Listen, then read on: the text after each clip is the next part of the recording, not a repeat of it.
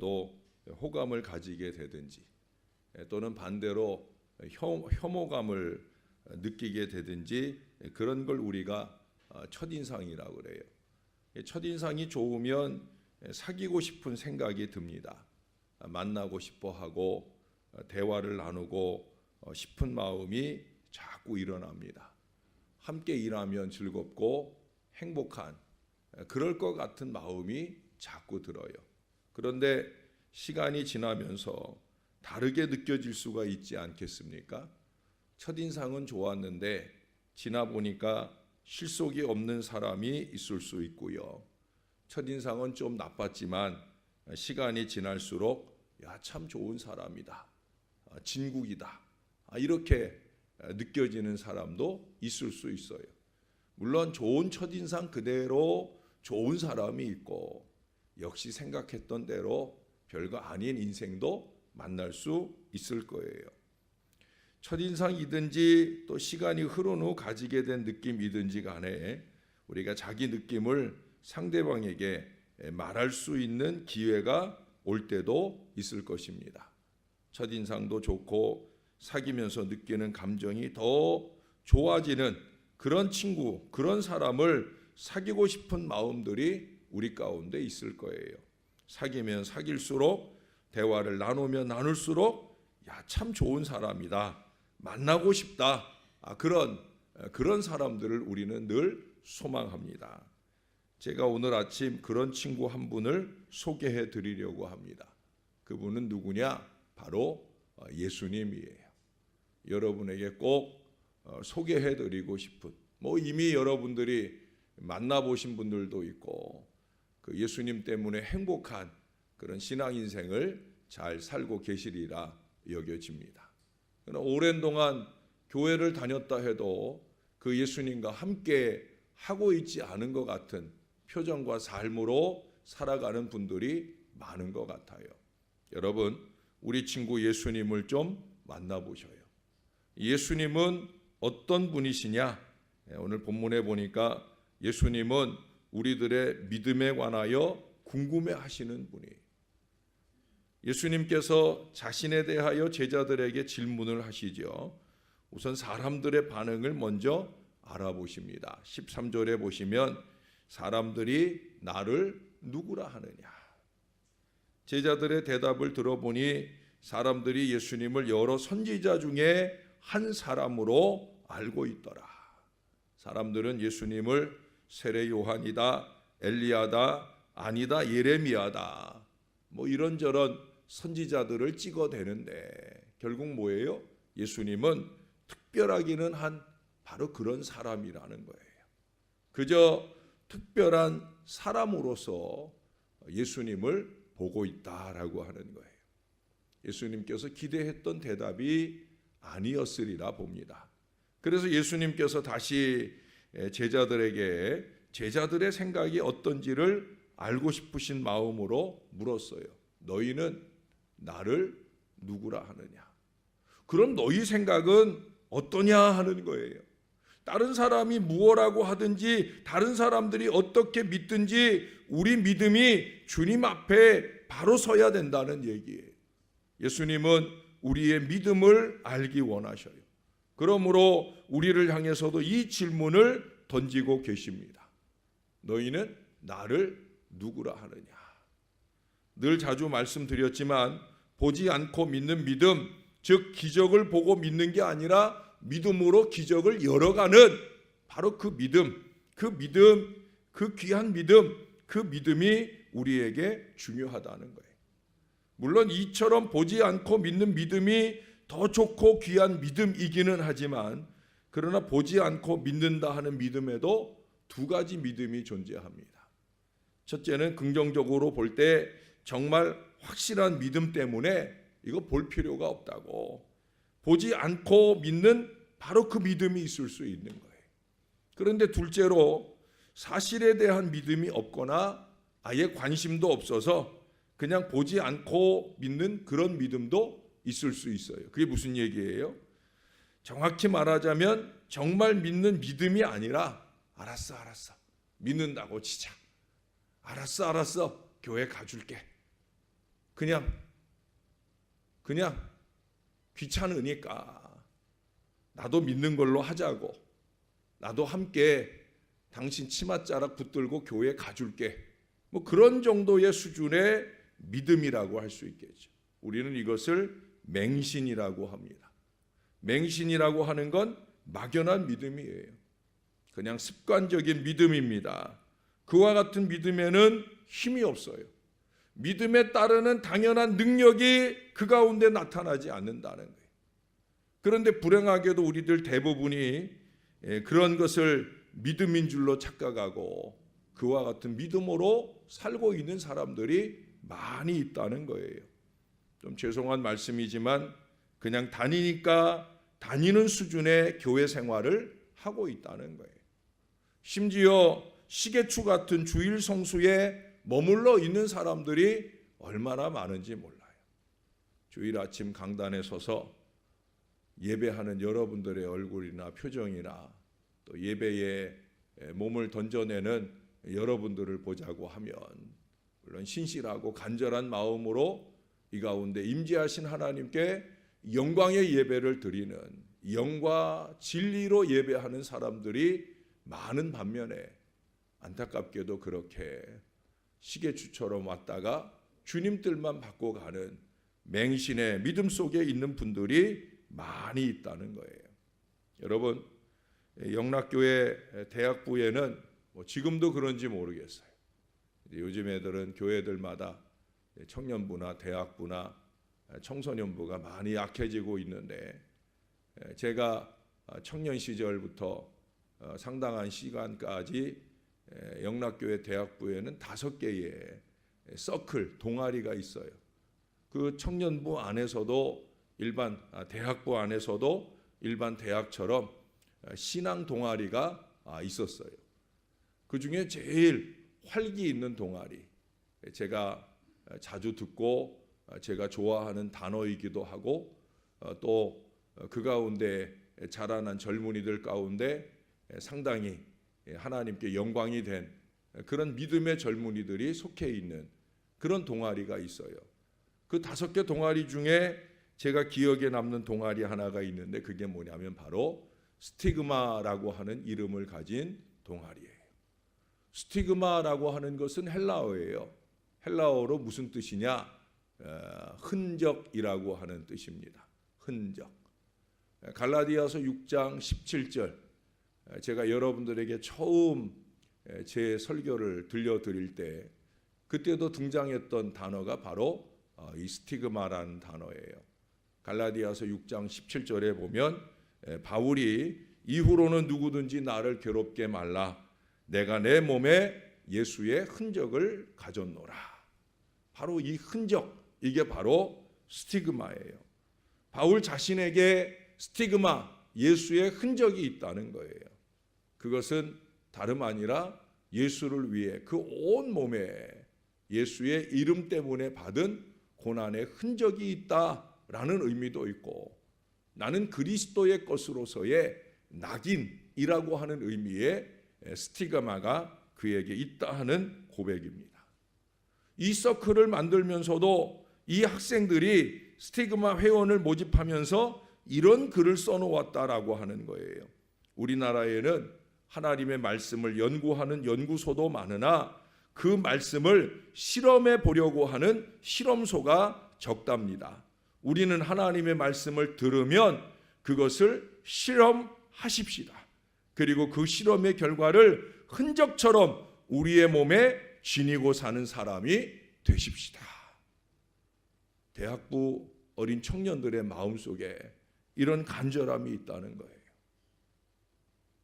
저는 이 스티그마 속에서 자라고 스티그마 속에서 훌륭한 의사가 되고 스티그마 속에서 군의관이 되었다가 열심히 선의, 착한 의술을 베풀다가 죽어간 젊은이도 알아요.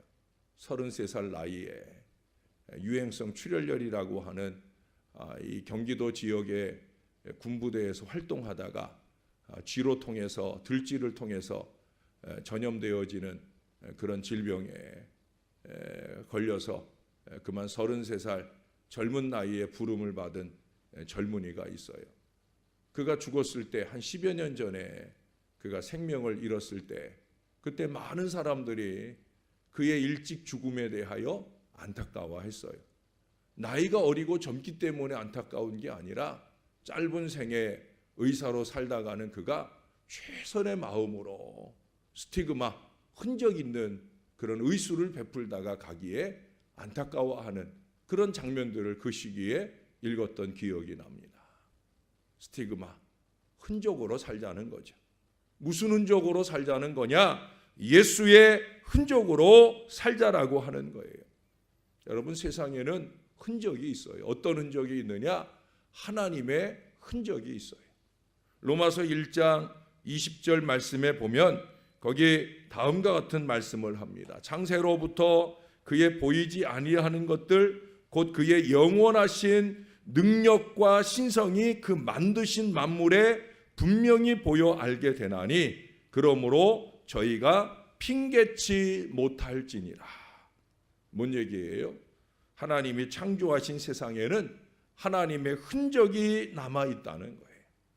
여러분도 여기저기 일가 친지들을 찾아보면서 그 자연 만물 속에 그런 흔적들을 보잖아요. 아름다운 구름을 보고 가을 들녘을 바라보면서 야, 하나님 참 대단하시다. 어제도 저도 오후 시간, 저녁 시간 우리 가족들과 함께 우리 아들놈 일하는 곳에 함께 가다 오는데 자유로 쪽에 오른편 강변 쪽으로 쫙 보니까 거기 석양이 보이는데 석양의 아름다움도 아름다움이지만 그 하늘이 이렇게 일직선으로 쫙 금을 그어 놓은 것처럼 그 위에는 구름이 있고 아래는 또 하늘빛 맑은 하늘이 또 노란색으로 물들어 가는 듯한 그런 신비로운 그런 광경을 보면서 왔어요. 거기에 뭐가 있어요? 하나님의 흔적이 있는 거예요.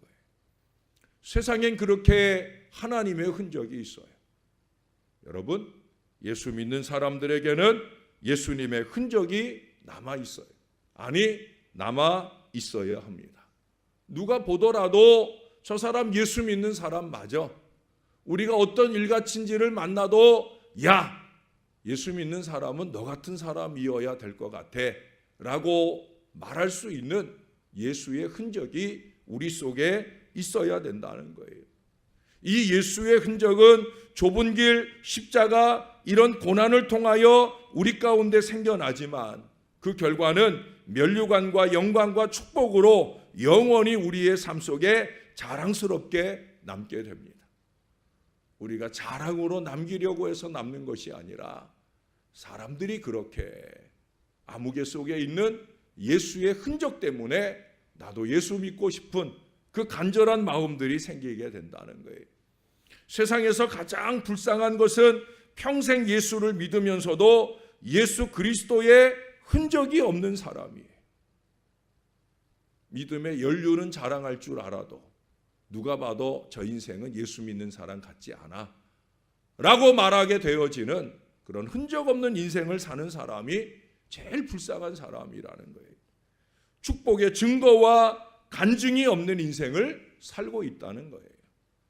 반면에 다행스럽게도 우리 주위에는 그와 같은 스티그마, 흔적을 가지고 예수를 믿는 사람들이 있습니다. 제가 이 교회에 와서 3년 세월 목회하면서도 보니까 우리 교회에도 그런 분들이 참 많으셔요. 제가 목회하는 목사지만 그 앞에 머리가 숙여지고 존경과 감사한 마음이 뚝뚝 묻어나게 되는 그 스티그마, 그 흔적의 예수의 사람들이 많이 있다는 거예요. 그 스티그마 때문에 확신을 가지고 예수를 믿는 그런 사람들이 있더라는 거예요. 여러분, 그 확실한 믿음 때문에 축복의 스티그마를 매일매일 새롭게 몸과 삶에 새기면서 그것을 즐기면서 이 땅에서도 천국을 사는 그런 사람들이 있다는 거예요. 예수 믿는 것은 받은 증거만 도다. 이게 그저 입술에 걸린 노래가 아니라 정말 받은 증거, 받은 은혜가 많도록 사는 사람들이 있더라는 거예요. 예수로 나의 구주 삼고 성령과 피로써 거듭나니 세상에 있는 내 영혼이 하늘의 영광 누리로다. 이런 찬송을 부르며 사시는 분들이 있다라고 하는 거예요. 사랑하는 여러분, 그게 누굴까 두리번거릴 게 아니라 우리들도 그런 사람들이 되어야 할 줄로 믿습니다. 예수님께서는 우리 안에 이 믿음의 흔적을 자꾸 확인하고 싶어 하셔요. 그래서 물으십니다. 너희는 나를 누구라 하느냐? 여러분의 대답은 무엇입니까? 오늘 베드로의 대답은 예수님이 기대하는 바른 고백의 대답을 예수님께 드리고 있어요. 우리가 읽은 16절의 말씀에 보니까 주는 그리스도시요 살아계신 하나님의 아들이십니다. 이런 고백을 드려요. 이 베드로의 고백은 의미심장한 고백이에요. 사람들이 나를 누구라 하느냐라고 했을 때 그들은 예수님을 특별한 사람, 예레미야이거나 엘리야이거나 세례 요한 그 중에 한 사람일 수 있겠다라고 말했지만은 베드로는 아니라는 거예요. 예수님과 동고동락하는 3년 세월을 지나보며 예수님에게 느껴보니까 예수님은 그리스도라, 곧 메시아로 고백을 하고 있어요. 게다가 하나님의 아들이라고 고백을 합니다. 사람들처럼 예수님을 사람으로 생각하는 게 아니에요. 하나님의 아들이라고 하는 건 뭐예요? 곧 그것은 하나님이라고 하는 거예요. 예수님을 하나님으로 믿고 있다는 거예요. 다른 사람들하고 다른 특별한 믿음을 주님 앞에 고백하여 드리고 있어요. 사회학자이고 신학자인 에머슨이라고 하는 사람은 신앙은 영혼에 시인하는 곳에 존재하고 불신앙은 그것을 부인하는 곳에 존재한다. 불신앙은 부인이요, 신앙은 시인이다. 그런 얘기예요. 진정한 신앙은 우리 주님을 시인하는, 하나님으로 시인하는 바로 그 가운데 신앙이 있다는 거예요. 바울이 로마서 10장 9절과 10절에 그런 얘기를 하잖아요. 사람이 마음으로 믿어 의에 이르고 입으로 시인하여 구원에 이르느니라. 어떤 목사님께서 목회자들만 모인 세미나에서 그런 말을 했어요. 우리 목사님들이 집에 계신 사모님들에게 전화로 사랑한다는 말을 좀 고백하십시오. 목사님들이 좀 본을 보이세요. 목사님들이 입을 열어 사랑한다는 말 하기를 주저하지 마셔요. 그때가 가정 세미나였는지 목사님이 그 말씀을 하시면서 거기에 모여있는 목사님들에게 숙제를 줬어요. 오늘 밤 안으로 집에 계신 사모님에게 전화해서 사랑한다고 말하십시오. 그러면서 이 목사님이 경상도 남자들 얘기를 들려주었어요. 여러분들이 아는 그 얘기예요. 경상도 사람들은 집에 가면 딱 3마디 합니다. 어떤 말 해요? 아는 애들은 어떠냐는 거지요. 둘째는 뭐예요? 묵자, 밥 먹자는 거죠. 밥 차려주고 밥 다 먹고 나면 뭐 해요? 자자. 그러고 이 3마디 하고 잠자리 든다는 거예요. 그 얘기를 해가면서 여러분들은 그러지 마시고 오늘 이 밤에 사모님들께 전화하고 사랑한다고 꼭 고백하십시오 라고 말씀하고 숙소로 돌려보냈어요. 그때만 해도 핸드폰이 없던 시절에 줄 서가면서 사모님들에게 전화를 하기 시작하는데 그때 어떤 목사님이 사모님에게 전화를 했어요.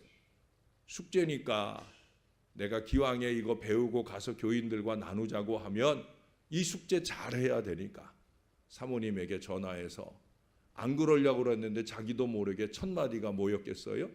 아는? 라고 물었어요. 그 말로 시작해서 이런저런 얘기를 나누는 중에 이제 전화를 끊어야 할 때가 되어 가는데 사랑한다는 말을 하고 끊어야 되는데 하다가 한다는 말이 사찰은 뭐하노? 라고 전화를 하고 끊었다 하는 그런 얘기입니다. 여러분, 말 고치는 일이 얼마나 어려운 일인지를 우리들에게 말해주는 거예요. 그러나 우리가 잊지 말아야 될 것은 우리의 말이 가는 대로 사람이 따라가게 되어진다. 우리의 입술이 고백하는 대로 우리의 삶이 따라가게 되어지는 거예요. 부족한 종이 주의 말씀을 증거할 때 아멘 하시는 것 중요합니다. 그 아멘의 고백을 통해 여러분의 삶이 말씀을 따라가는 건강한 믿음의 삶이 될 줄로 믿습니다. 그보다 더 중요한 게 뭐예요? 주님은 믿음의 고백, 주님에 대한 시인을 원하고 계시다라고 하는 거예요. 우리는 예수님을 어떻게 고백하고 있는가? 고백은 곧 우리의 믿음을 말하는 것인데, 우리 믿음이 우리의 입술의 고백으로 나오는 것인데, 우리는 주님을 어떻게 고백하고 있는가? 그저 일반 상식처럼 세계 4대 성인 중에 하나로 생각하시는 분들은 아마 이 가운데 없으리라고 봅니다. 우리 예수님을 석가나 공자같이 그렇게 성인 중에 하나로만 생각하는, 그건 뭐예요? 사람으로 생각한다는 거죠. 예수님은 우리의 구세주가 되시지 않습니까? 하나님의 아들로서 내게 오신 나의 구세주가 되는 줄로 믿습니다. 이걸 분명하게 언제 어디서나 고백할 수 있어야 되는 거예요. 목에 칼이 들어오는 순간을 우리가 만나고 살고 있지는 않지만, 그래도 그런 절체절명의 위기감을 가지고 언제 어느 때 누가 나를 찌르고 다가와도 나는 예수님을 나의 구주로 믿는다 하는 이 믿음의 고백을 놓치지 않는 사람들이 되어야 된다는 거예요. 예수님께서는 여러 가지 모습으로 여러 가지 장소에 오셔서 우리들에게 물어요. 예수님으로서 오셔서 묻는 것이 아니라 때로는 자식의 모습으로, 때로는 일가 친지들의 모습으로, 때로는 함께 신앙하는 교인들의 모습으로 끊임없이 우리에게 물어요. 너는 나를 누구라 하느냐? 그럴 때 우리도 자신 있게 고백할 거예요. 그러나 우리는 생각해야 돼요. 과연 내 입술에 고백이 가는 대로 나는 살고 있는가? 너희는 나를 누구라 하느냐? 너희는 예수를 어떻게 믿느냐? 그 믿음의 예수, 사랑의 예수, 아들을 우리에게 내어주신 하나님, 그 하나님의 마음을 품고 십자가에 달려 죽으면서라도 당신의 사랑을 보여주신 그 예수, 온 몸에 우리를 향한 사랑의 흔적, 스티그마를 갖고 계시는 그 예수를 향한 제대로 된 신앙의 고백을 간직할 뿐만 아니라 그 고백이 삶으로 묻어나는 그런 스티그마를 간직한 그리스도인으로 과연 살고 있느냐? 이 아침에도 주님이 우리에게 물으시는 줄로 믿습니다. 저와 여러분은 바르게 고백해야 돼요. 입술에 걸린 고백이 아니라 우리의 삶에 묻어나는 고백을 드릴 수 있어야 돼요. 왜? 오늘 본문 뒤에 보니까 17절 이하로 예수님 그러시잖아요. 고백을 들으시더니, 아니 고백을 보시더니 예수님이 베드로에게 말씀하셔요. 바요나 시모나, 내가 복이 있도다. 예수님께서는 바른 고백을 칭찬하고 축복하시는 줄로 믿습니다. 베드로의 고백이 정답이라는 거예요. 그 순간 그의 입술의 고백이 정답이 아니라 내가 3년 세월 이 베드로를 지켜보니까 그의 입술의 고백대로 그가 주님을 대하더라. 그에게서 그 고백의 흔적들을 보셨더라. 예수님이 어떤 분이셔요? 입술에 걸린 말인지 마음의 깊은 고백인지를 아시는 예수님. 그 예수님이 그 고백을 칭찬해요. 너 참 복 있는 고백을 하는구나. 베드로의 이 고백은 사실 사람이 시킨 것보다는 하나님께서 은혜를 주셨기 때문이라고 그 뒤에도 말씀하셔요. 그리고 천국의 열쇠를 주겠다 약속을 하시잖아요. 베드로는 그야말로 엄청난 영적 권위를 가지게 된 거예요. 여러분, 예수님은 우리의 바른 고백을 원하십니다. 그리고 우리의 고백이 스티그마가 묻어있는 건강한 믿음의 고백으로 입술로 고백하고 삶으로 살아갈 때 오늘 베드로에게처럼 우리들에게 영적 권위를 주셔요. 이 영권을 소유하게 되면 우리가 손대고 도모하는 모든 일과 사람에게 하늘의 복이 안겨지게 될 줄로 믿습니다. 우리가 축복의 통로 말하는데 그게 우리 가운데 결실되는 역사를 이룰 수 있게 된다는 거예요. 사람들을 예수에게서 멀어지게 하는 인생이 아니라 사람들을 예수 잘 믿게 하고 잘 믿게 할 뿐만 아니라 나를 통해 복과 은혜를 누리도록 그렇게 우리를 사용한다라고 하는 거예요. 여러분 잘 아시는 유명한 베토벤이 이런 말을 했어요. 공중에 빛이 있으나 그것은 정말 빛이 아니다. 그는 또 말하기를 태양빛이 밝으나 그것은 참빛이 아니다. 그가 어떤 때 이런 얘기를 했겠어요? 참빛을 보았을 때 하는 거예요. 그가 귀도 잘 들리지 아니하고 그가 시리와 좌절 가운데 홀로 기도하는 자리를 찾아갔을 때 정말 그 귀가 열려지기를 바라고 간절하게 하나님께 매달리고 기도할 때 하나님은 그의 육신의 귀를 열어주신 것이 아니라 마음의 영안을 밝혀주셨어요.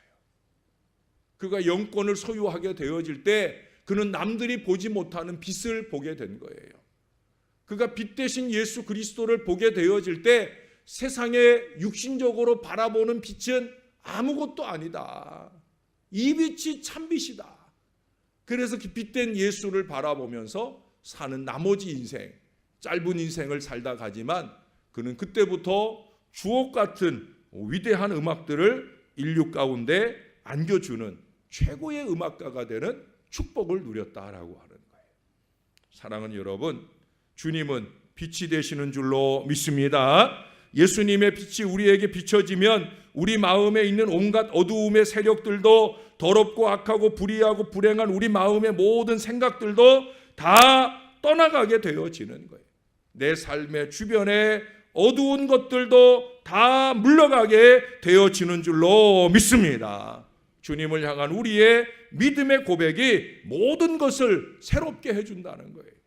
우리는 우리 삶의 이 새 변화의 흔적, 스티그마를 가질 수 있어야 됩니다.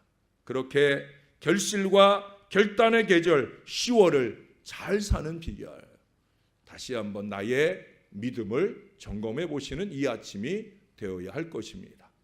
나의 안에는 예수의 스티그마 흔적이 있는가? 모양으로 채워가는 신앙 아니고 입술에 걸려있는 고백이 아니고 나의 온몸과 삶으로 예수의 흔적을 뚝뚝 흘려내는 그 거룩한 믿음의 삶을 살고 있는 것이 맞는가?